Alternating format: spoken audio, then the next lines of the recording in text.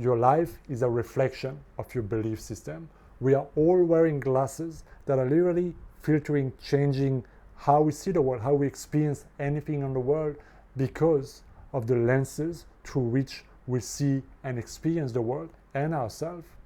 And because we all have a unique pair of glasses, unique pairs of filters, unique way of thinking and believing about the world, about people, about things, about money, about religion, about all those things.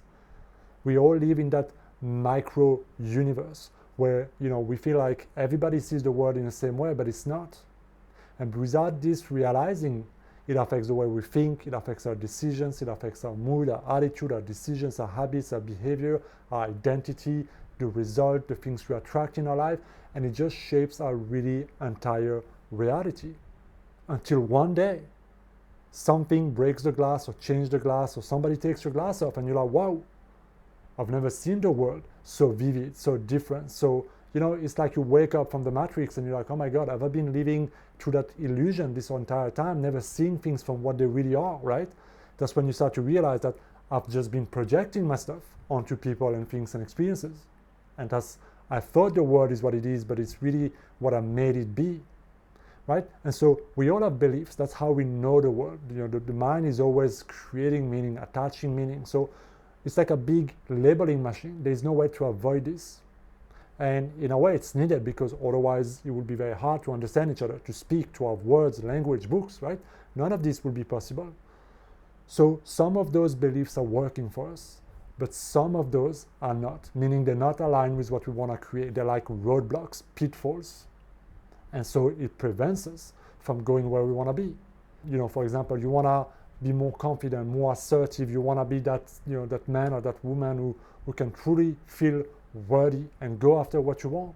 But subconsciously, you have belief of unworthiness. I'm not good enough. People are going to make fun of me. Somehow I'm not smart. I'm not this. I'm not that.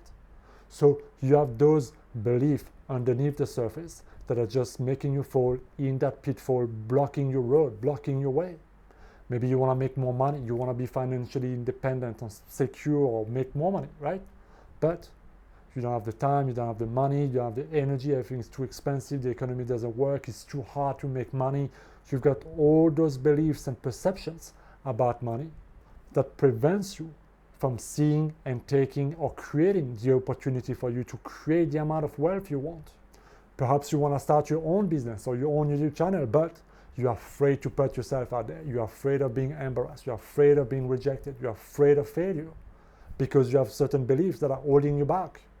And so again, you hold on, you procrastinate, you wait, you create excuses, and you just end up stagnating in your life. So when your life is not taking the trajectory that you consciously want, meaning this is what I want to create and achieve in my life, but I notice that I've been drifting in another direction, on and on and on. No matter what I do, I've been trying with my willpower and my motivation to change certain habits, to change certain things. I've been reading books, watching videos, going to courses and seminars, but I don't do fuck all with that information. I just keep learning, I play it safe, and I just keep on drifting.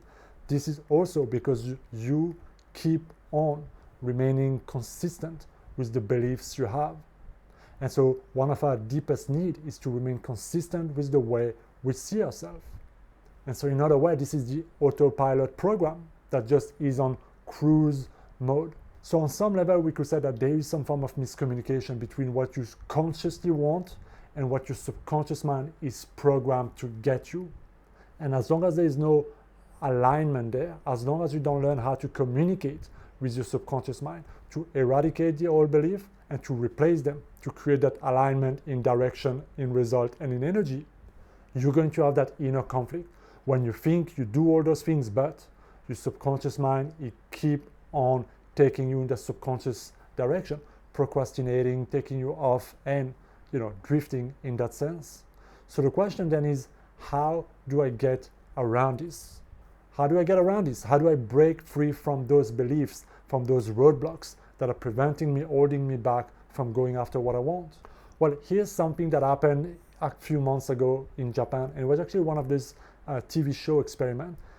There was a woman was actually struggling. I think she was in her early 30s, and she was struggling a lot with being self-conscious, feeling ugly, feeling shy, feeling timid, always wearing a mask, hiding herself, and just really hiding herself, playing small, right? And so a company offered her basically to learn Italian, telling her that it will greatly help you in your business and growing in the company and so on. And so she said, yes, I'm happy to learn. Everything's paid by the company. And so really what they did is that they hired a tutor, a Japanese-Italian model that was very attractive. And he was to teach her for 3 months, a few times a week. He was there to teach her, Italian. But what she didn't know is that he was told to give her compliments as often as he could on her look, appearance, on learning, on anything that was, appropriate. And they wanted to just see how this positive reinforcement could affect somebody who was clearly struggling with confidence and consciousness and so on. And what I started to notice is that after a couple of time, after time passed on, and after she was exposed to those positive thoughts and that reinforcement, she started to change.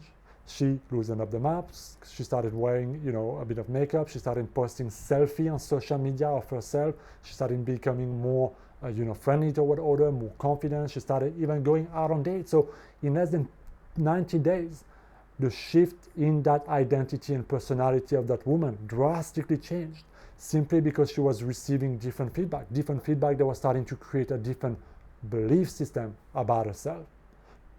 Now, of course, in this situation, the fact that the person was extremely attractive from the opposite sex and had this sense of authority, those words were loaded more heavy, so more believable, because we have this weird tendency as human beings to believe more what other people tell us than our own voice in our own mind, right? So we're more influenced by people, especially if they have a sense of authority.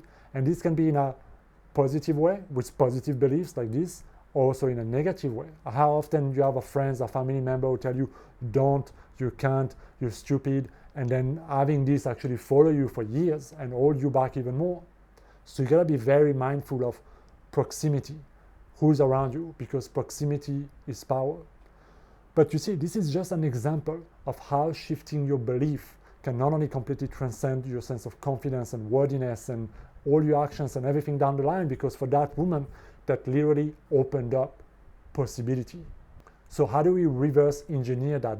The solution here is to simply become aware first of what is the current belief system, the thoughts, the story, the emotions that keep on coming back in my mind, because this is how the belief is being manifest mentally and emotionally, is that it comes up in a form of thoughts, it comes up in forms of limitation, it comes up in forms of rationale and excuses and feelings. So you can notice it, observe it, non-critically, just notice it. Those are the thoughts and beliefs that I need to replace. And then you gotta start shifting and introducing new ideas, new belief system, right? And usually this will be pretty much the opposite, or a pretty significant change or shift in the way you perceive a situation.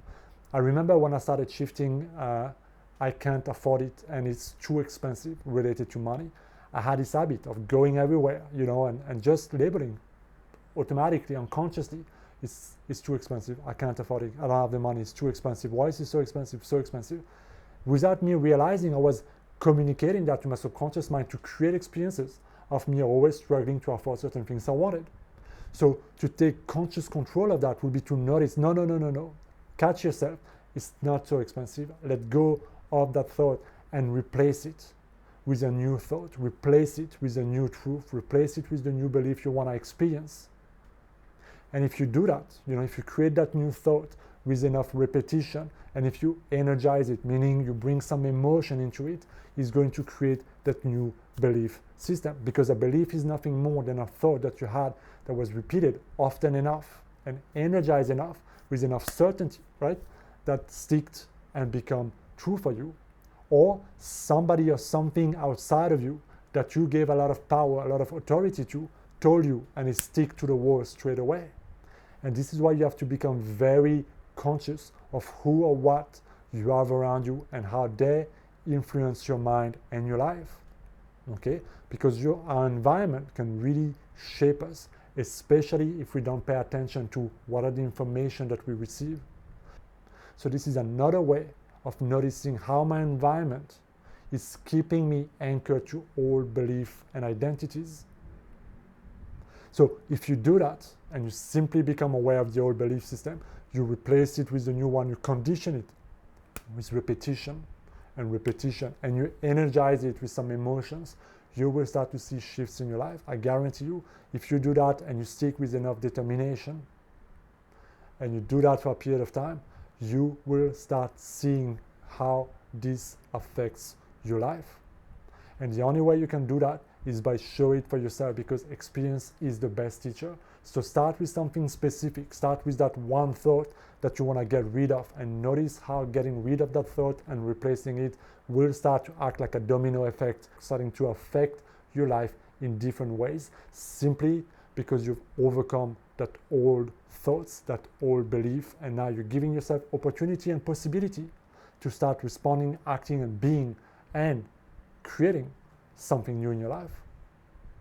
So let me know what you think down in the comment. As always, if you have any questions, write them down. I will see you next time. Be well.